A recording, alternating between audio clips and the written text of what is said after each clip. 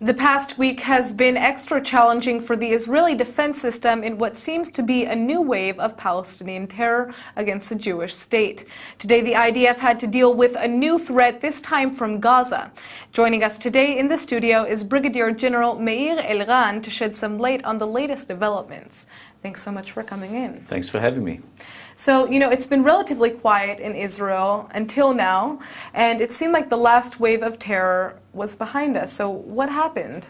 Well, I would please use your word, relatively quiet, okay? This is the story of this country, right? Has been for so many years now. So it's up and it's down, and it's relatively quiet, and then it's relatively coming up again. And the good thing about it, the bad thing is that it happens, of course, which is unfortunate to a degree. But on the other hand, we have to look at it in perspectives.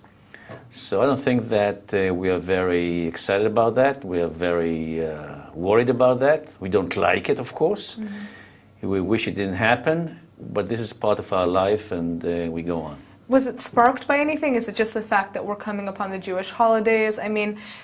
From what I remember, the last wave of terror began last October, September, That's correct. October. In the middle, right. As a matter of fact, pretty much the same time of the year.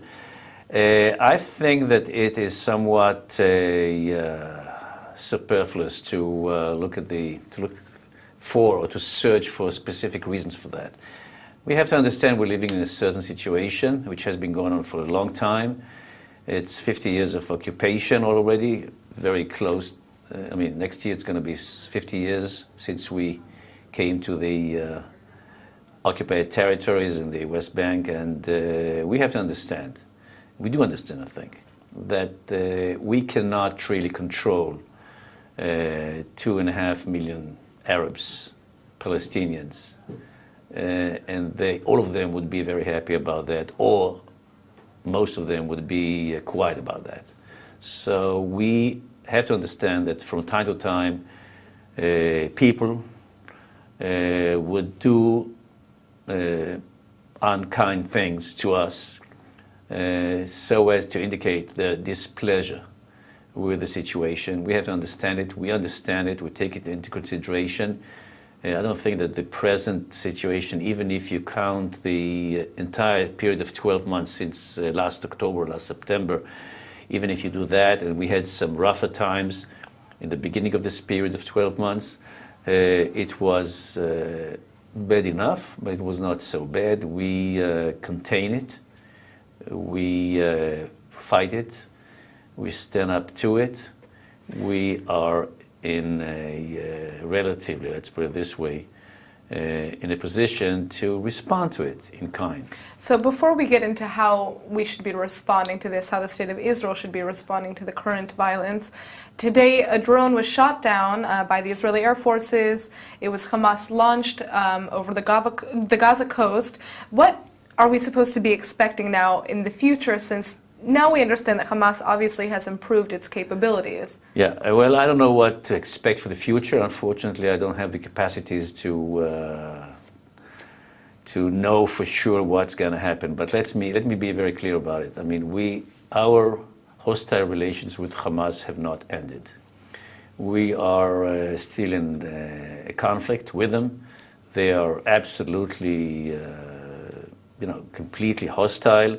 They do not accept any gesture on our part, even if we try again and again to make some, so as to ease the situation. Basically, they are deterred right now, 2 years after the last round in the summer of 2014. But deterrence is something that would not last forever.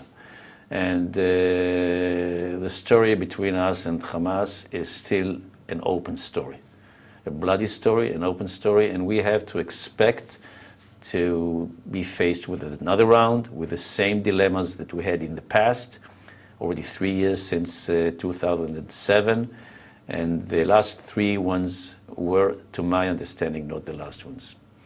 Now, we just signed a new defense agreement with the United States, $38 billion that Israel will be receiving over the course of the next 10 years, starting in 2019.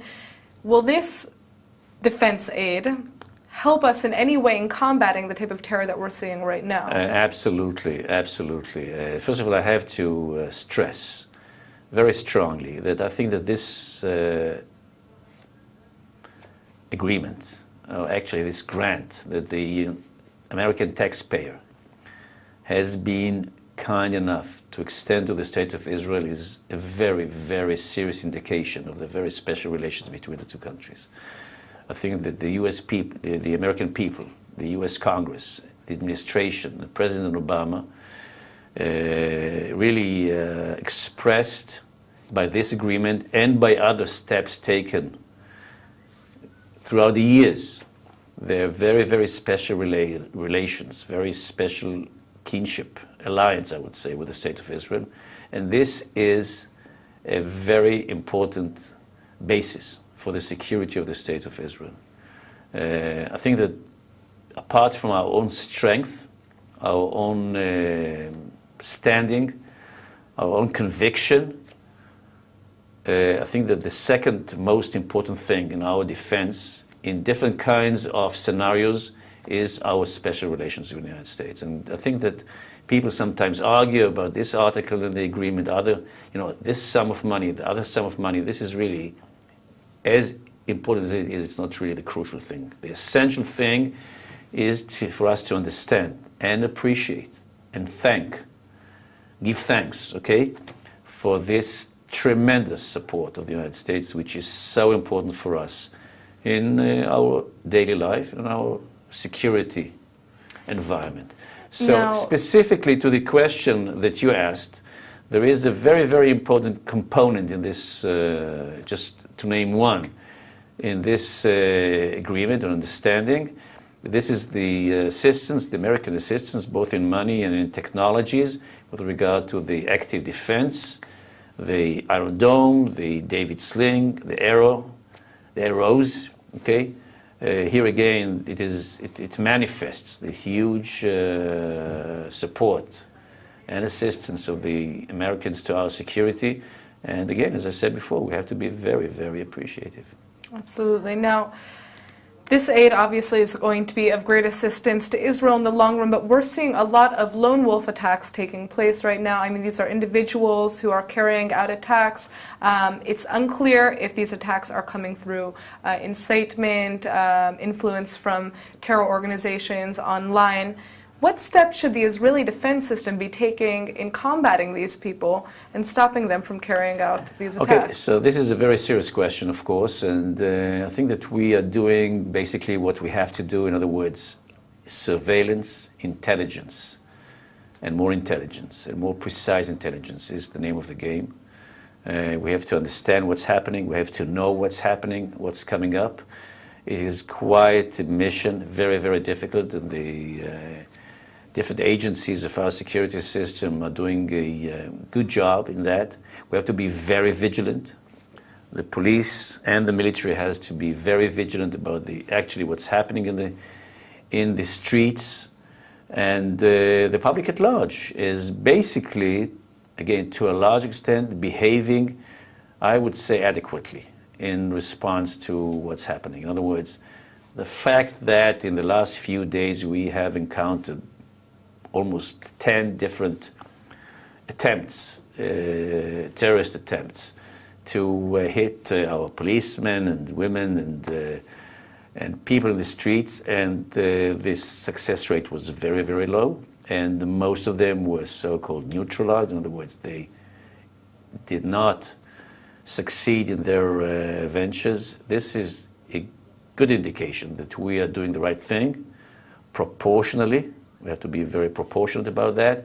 And I must tell you that my impression so far is that against this kind of threat, in the scope that it happens right now, I think that we're doing the right thing, the right pace, in the right proportion. Great. Well, thank you so much for coming in. Thank you for having me again. Yeah, looking forward to the next time. Yeah, absolutely. We can only hope that the terror will die down by the next time you come back. And we can speak about some other issues. Yeah, absolutely. Thank you very much.